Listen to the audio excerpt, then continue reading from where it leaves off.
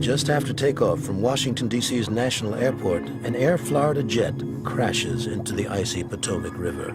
Washington Tower said that they'd lost an airplane and wanted us to go out and see what we could find. National Park Policeman Gene Windsor and chopper pilot Don Usher find 6 people in the frigid waters. But the tower calls the chopper crew back due to hazardous conditions. At great personal risk, they choose to ignore the orders. The first rescue is Bert Hamilton. He is so desperate to climb aboard, he grabs hold of one of the chopper's skids. Gene coaxes him back into the water, then lowers a rope. He got it around his chest, under his arms, and we picked him up out of the water and delivered him to the rescuers on the shore. Gene and Don fly back to the wreckage and throw the rope to flight attendant Kelly Duncan, the only crew member to survive the crash. And I raised my hand up to the sky, and it just kind of went up into the right place, and I pulled the rope around the back of me. It just took me right out of the water.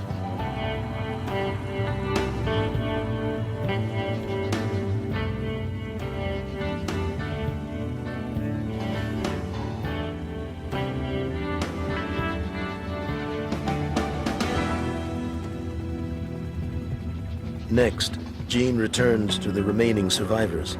He drops a line to Joe. Joe Stiley got the line with the throwing ring on it, put his right arm and his head through that. Joe prepares to be carried to safety. But I couldn't leave Nikki, and I couldn't leave Priscilla, because there was nothing. I mean, if I left, they were going to go under.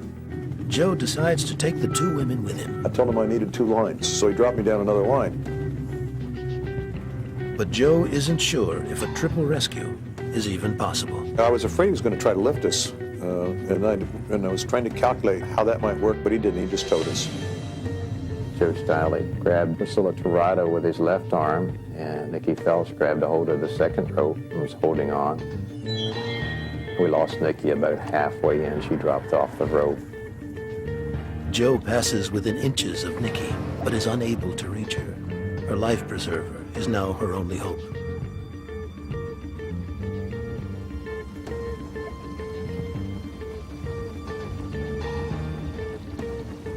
Joe had a hold of her, but he had 2 broken legs, and the numbness from the hypothermia, he lost his grip on her. And Priscilla was left on a piece of ice.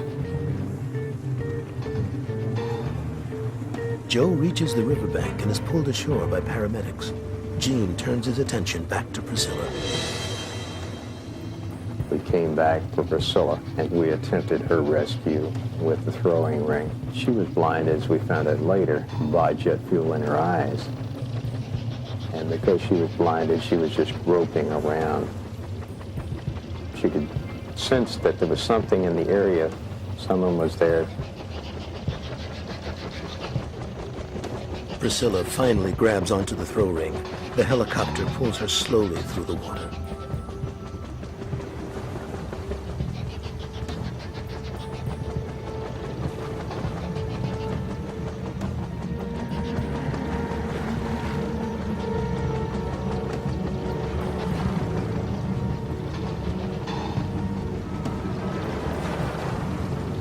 Her rescue was completed by Lenny Skudnick, who jumped into the water along with a DC fireman.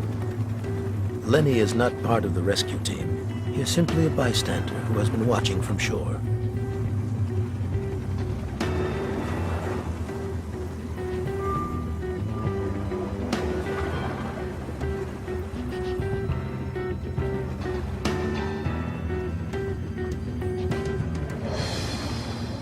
Nikki is still stranded in the freezing water.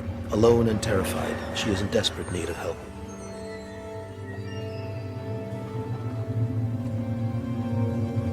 We went back for Nikki Phelps. We tried to get her again on the rope. It wasn't working. As it turned out, she had 2 broken arms. And so we sat right down next to her on the water, and I stepped out on the skid. Gene unbuckles his safety harness and leans out toward Nikki. Don lowers the helicopter into the water, a dangerous move.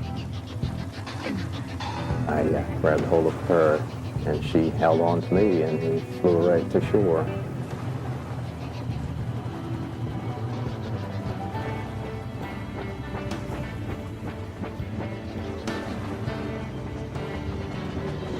As the survivors are rushed into ambulances, Jean and Don attempt one final rescue.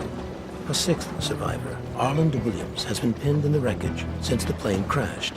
If you look closely, you can see his hands in these dramatic pictures. He said he couldn't get out, that he was pinned in, or his seatbelt had him in. Something was holding him there.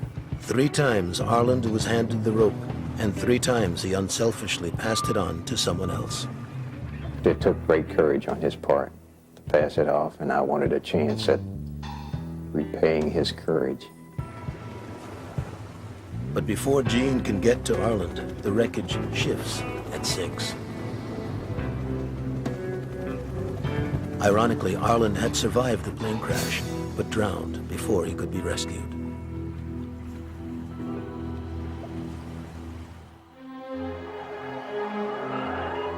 The 5 survivors are taken to nearby hospitals. Miraculously, all recover. They look back on the events that day with both sadness and gratitude. Don Usher and Jean Windsor can never be praised enough. Those guys ignored their own safety just to arrive on the scene. You want to have that chance to do good.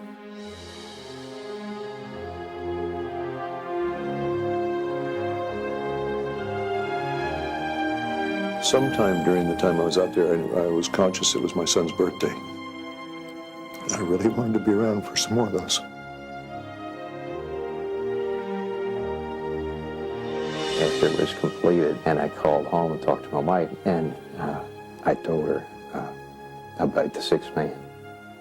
And I told her we weren't able to rescue him. And with that, the tears flowed.